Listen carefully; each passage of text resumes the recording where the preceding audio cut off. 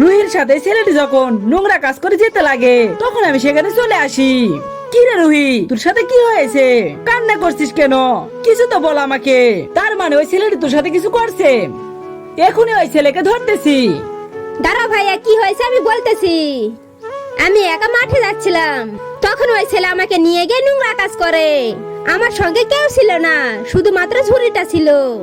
যা হবার হয়ে গেছে, এখন বাসায় চল। যাব না আমি এখন। ও মা গো, পায়ে লাগতেছে, হাঁটতে পারছি না। দেখি কোথায় লাগতেছে। এই তো ভাইয়ের প্রতি বোনের দরদ হয়েছে, এখন বাসায় চল। ঠিক আছে চল ভাইয়া। এরপর বাসায় এসে আমি রুহিকে ঘরে পাঠিয়ে দিয়ে নেহাকে কল করি বাসায় আসার জন্য। নেহা রুহিকে খুশি করতে হবে, তাড়াতাড়ি বাসায় আসো। যার পর রুহিকে খুশি করার জন্য আমি ওর পছন্দের খাবার রান্না করতে লাগি। এই নে রুহি, তোর পছন্দের সব খাবার। রুহি খুশি হয়ে খাবার খেতে লাগে। এই নে রুহি, তোর পছন্দের কাঁঠাল। ওয়াও ভাবি, এটা অনেক সুন্দর, তুমি কোথায় পেলে? আসার পথে তোর জন্য খুঁজে খুঁজে একটাই পাইছি। আর শোন একটা কথা, তুই সব সময় হাসি খুশি থাকবি, মন খারাপ করে থাকবি না। তোকে টাকা দিতেছি, টাকা নে। ভিডিওটি ভালো লাগলে লাইক করে দাও।